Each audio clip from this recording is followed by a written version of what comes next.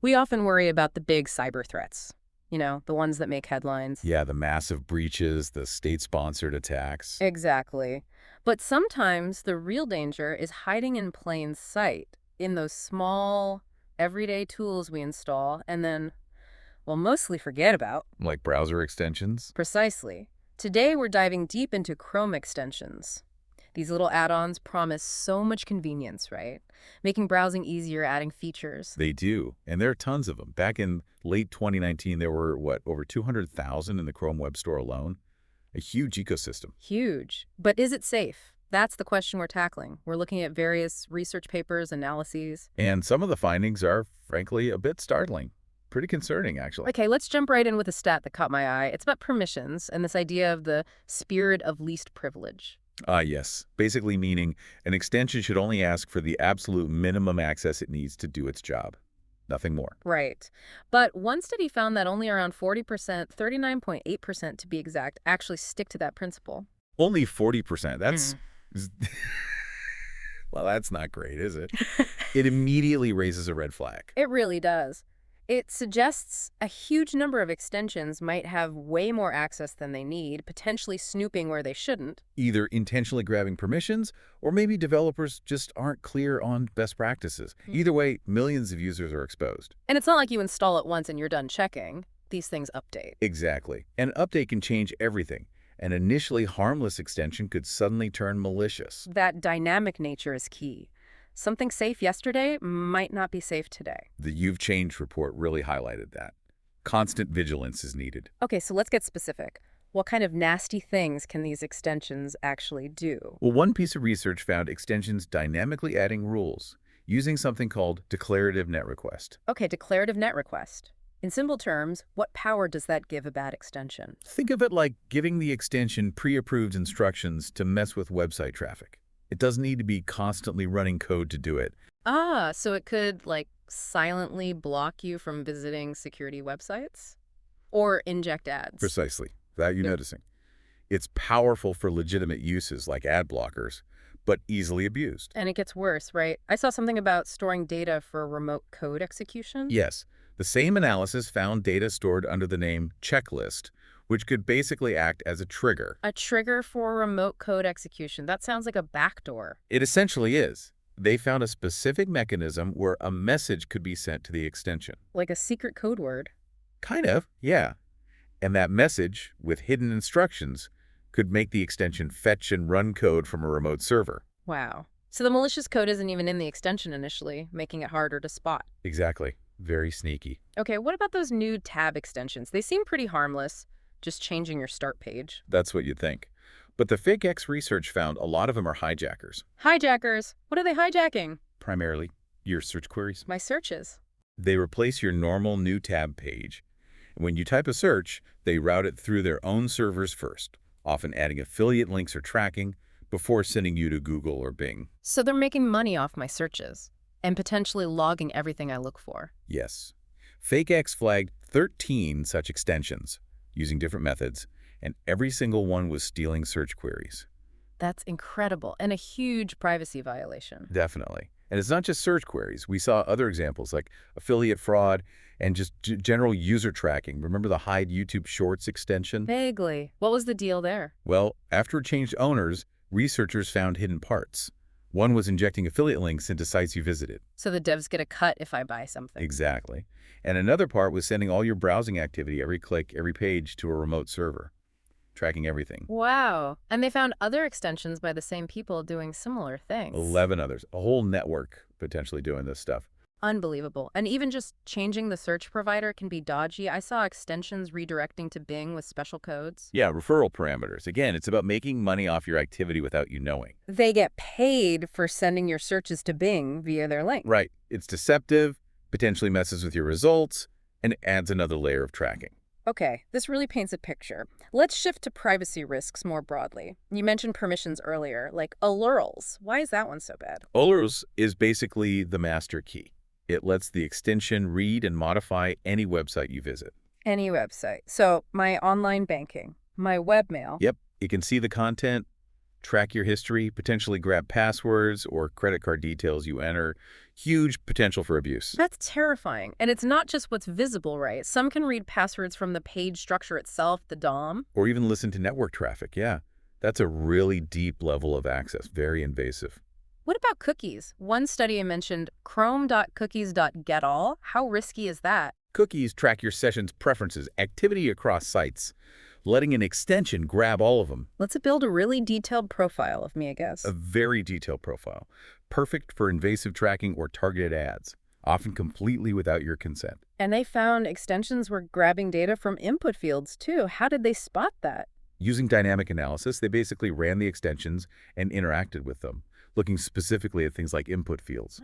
Checking the field properties, placeholders to see what data it wanted you to enter. Exactly. It reveals collection practices that aren't obvious just from reading the code. This whole area feels like a minefield. And then there are unlisted extensions. What's that about?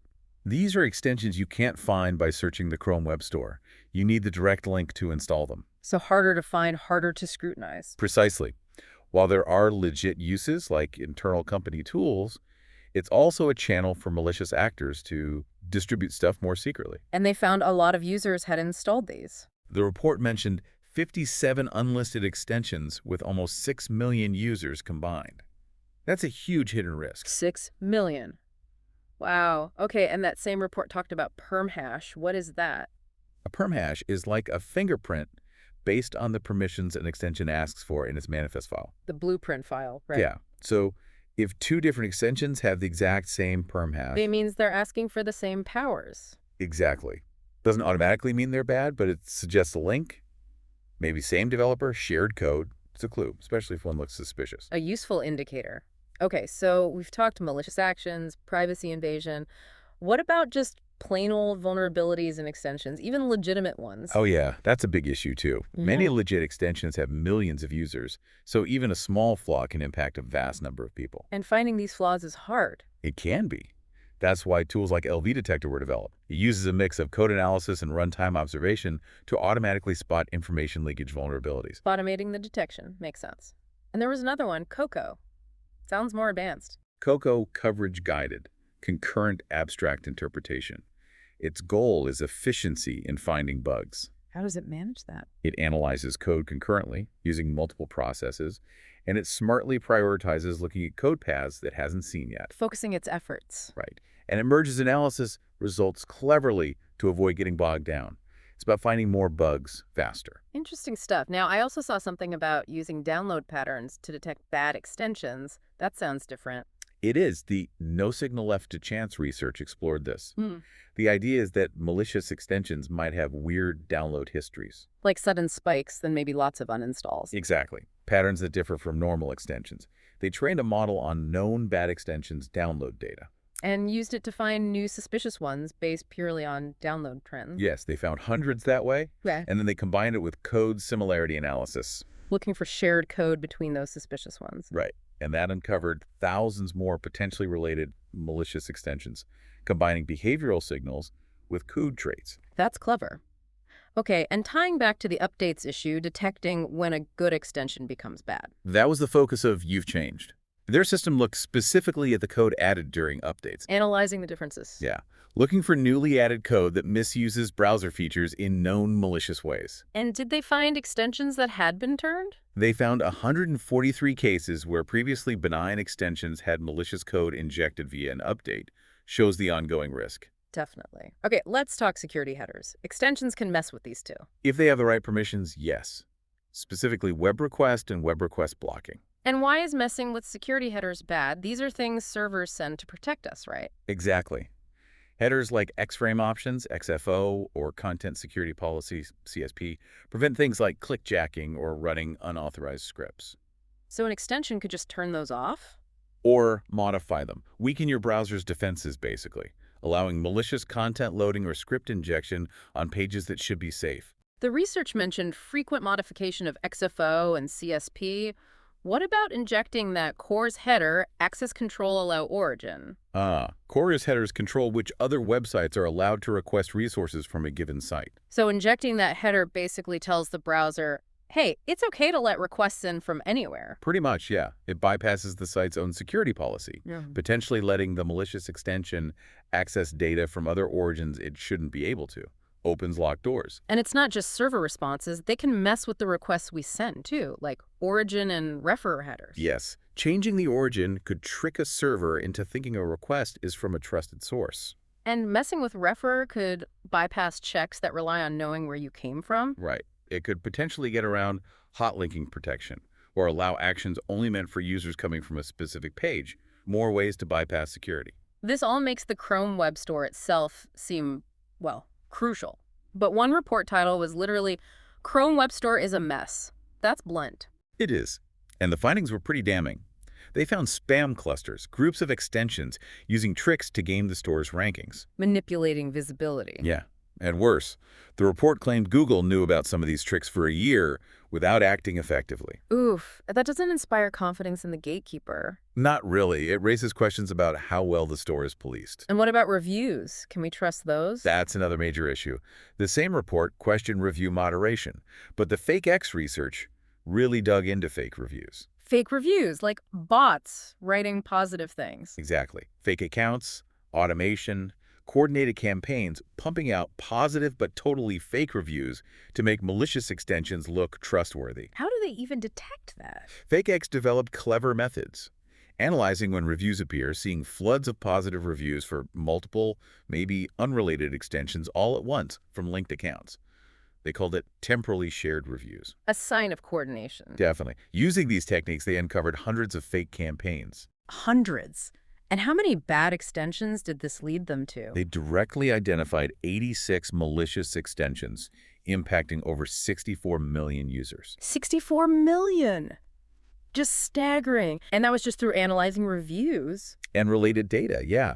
It shows how effective manipulating reviews can be for attackers. Okay, beyond outright maliciousness, what about just neglect? The what is in the Chrome Web Store report mention lack of maintenance? A huge problem. They found something like 60% of extensions in the store have never been updated, ever. Never. Just uploaded and abandoned. Seems like it. And worse, half the extensions known to be vulnerable in 2021 were still there, still vulnerable 2 years later. Wow, so developers just walk away, leaving users exposed to known flaws. That appears to be the case for a large number. It's like leaving thousands of doors unlocked. And it's not just the extension code itself, but the libraries they use. Yes, a third of extensions were found using JavaScript libraries with known vulnerabilities, like old versions of jQuery. Affecting how many users?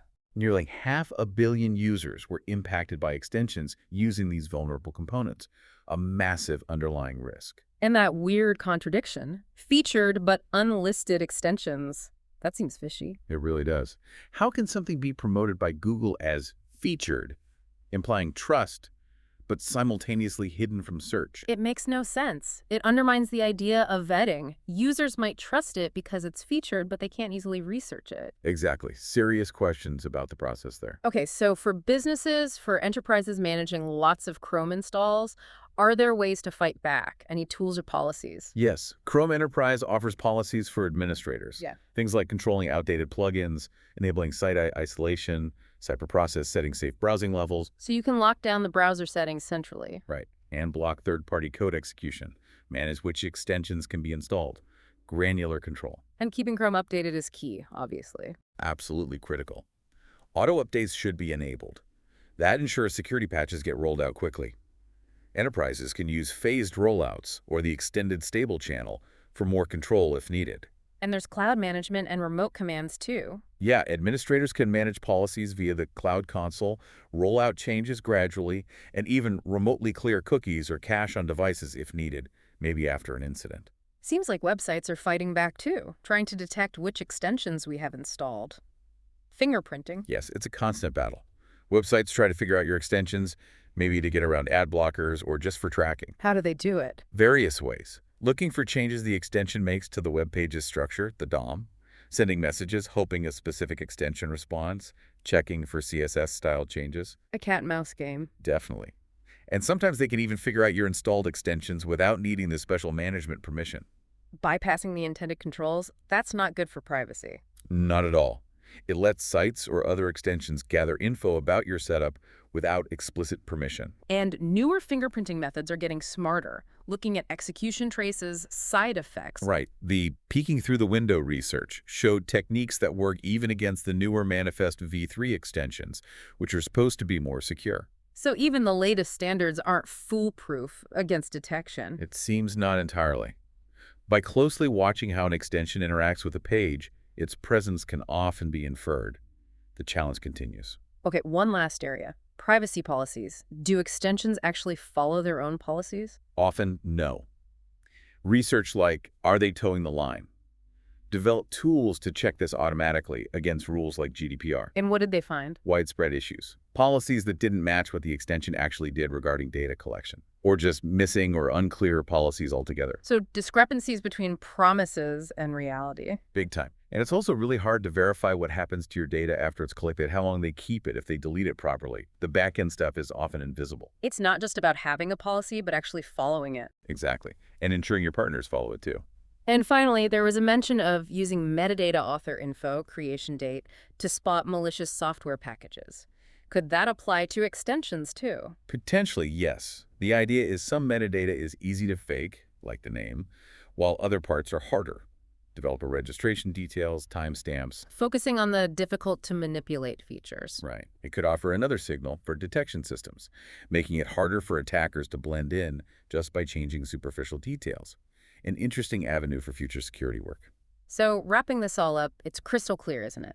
Chrome extensions offer a lot of utility, but the risks are very real and varied. Absolutely. We've seen malicious code, sneaky data collection, vulnerabilities in legit extensions, problems with the store itself. It's complex. Seemingly helpful tools with hidden dangers, and a lot of the burden falls on us, the users, to be careful. It really does. You can't just trust an extension because it's popular or even featured. You need to be discerning. Which brings it back to you, listening. Really think about those permissions an extension asks for. Does it truly need access to everything? And maybe do a cleanup.